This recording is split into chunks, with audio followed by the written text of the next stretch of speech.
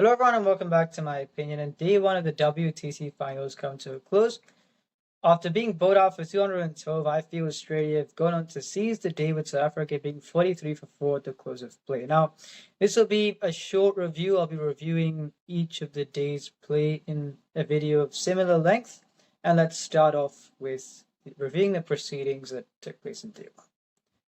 Now, as I was editing the previous video, the 11s for both sides were out, and therefore they were different to the 11s that I had suggested. For Australia, I'd said Beau Webster should open the batting alongside Usman Khawaja, Marnus Labuschagne at 3 to play in his usual position, then Josh Inglis at number 6. Now, they went with Labuschagne to open, Cameron Green at 3, and Beau Webster at 6, and we saw how Cameron Green was dismissed today.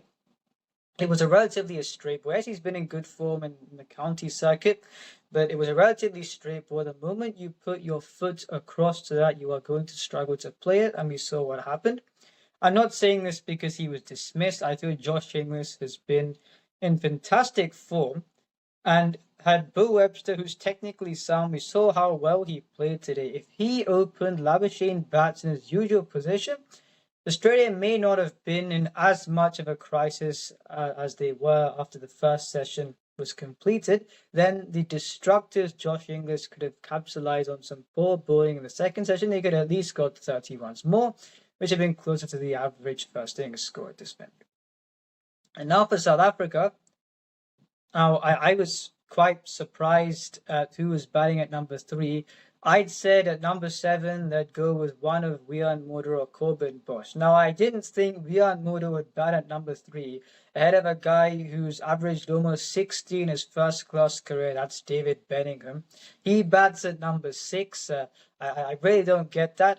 I knew that go with Lungi Ngidi ahead of Dane Paterson. I would have gone with Dane Paterson, but I knew they wouldn't go with him. And so I didn't think the team selection was great from a South African point of view. And Bavuma won the toss and chose to field first. Now, you can win either batting or bowling first at this venue. I'd said when India won by batting first, you saw that partnership between Shami and Bumrah at the end. It took them to, I think, 270 odd, which is a good enough score for them to defend. In this case, where if you bowl the opposition side out, for a low score on day one and day 5 are the most difficult days to bat at this venue. So if you are going to be chasing a score and you're not chasing too many, that's what can help you win the match in that case. And that's why there's a stat that says I don't think you should go by that too much in terms of which decision you're going to take at the toss. But 7 out of the last 11 matches have been won by the teams chasing, and that could be a reason why that has happened. For the first session, Australia was 67 for 4. And I talked about the Cameron Green dismissal. I'd have played Labuschagne as his usual position. They didn't do that. And you're looking at the South African attack and why it showed in day 2. This is because I'd said Dane Paterson should play because he'd be a controlling seamer. I said Corbin Bosch should play ahead of Wiaan Moeder. And considering where they batted Wiaan Moeder, you'd rather have played Corbin Bosch at number 7 than playing Moeder at 3. So Corbin Bosch can go for runs at 3.5 per over. Marco Jansen can go for runs.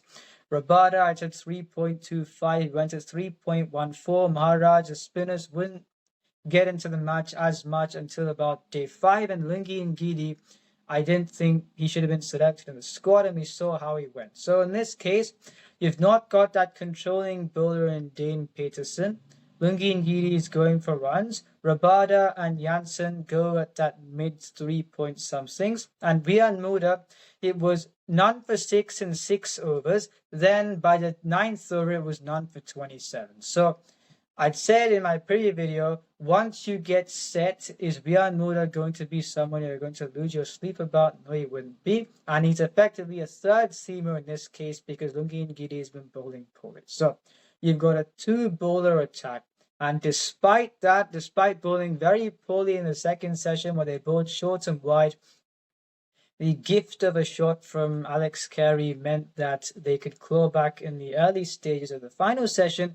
And 212, I thought it was a good effort from South Africa, despite having that second session where they bowled very poorly. Now, I'd still say, considering their batting lineup, You saw even the partnership for the fourth wicket, it was 20 runs. The commentators were saying that Rabada should have bowled the moment Travis Head woke up to bat, and I agreed, yet he doesn't. And yes, you could say, okay, it's only 20 runs, but you're considering this batting lineup, they've still got at least 30 runs less than, they've got 30 runs less than the average first innings score at this venue. But against that Australian attack, when with your batting lineup, you've got to make sure you're tight on every run. They didn't make sure that that was the case in the second session, and I thought from the partnership between Steve Smith and Travis Head, they also shouldn't have let that happen. So they gave away a lot of runs. Despite that 212, they should have considered themselves lucky, and that's because their two lead teamers bowled well. And now for the second innings. Now you're looking at Ryan Rickelton, 16 of 23 run at set. I think he's played 18 innings before this one, 2 centuries, no 50. So even the IPL, he scores a 20-30 runs and is then dismissed. Aiden Markram was dismissed off an inside edge, and those are the two more confident players for South Africa. The moment you dismiss that opening combination, you're looking at the fragility of this batting lineup against the quality of this attack, then you thought it was going to be difficult. All the 4 dismissals are very poor, according to me. Aiden Markram, the inside edge. Rickelton had just got a boundary, then he's playing that job. Then Wian Motor at number 3, I won't blame him because he's not a number 3. I think he was leading a lot of deliveries on 2 of 37 or so. And then a straight ball, he tries to drive and gets bowled. Tristan Stubbs the same. Dismissal is very poor. The Australian bowlers did bowl well. And I'm not taking any credit away from him. I feel Scott Boland would have delivered the same figures that Mitchell Starc did deliver. I'm not saying he bowled badly, all 3 bowled well. But there's a reason why I went for Scott Boland, because I thought as a combination as of now, Boland, Hazelwood, Pat Cummins would be the better option, but I'm not saying Starc bowled by today. 2 for 10 and 7, he got the breakthroughs for his team. So, Australia, after being bowled out for 212, they clawed their way back, and for South Africa to salvage this test match, they've got to continue batting to establish a decent lead. I've said in my previous video that the way teams batting first can lose is if you don't get a big enough lead going into your second innings, and that's at least going to have to be a minimum where South Africa can get about 30-40 runs away from the target, then see what they can do.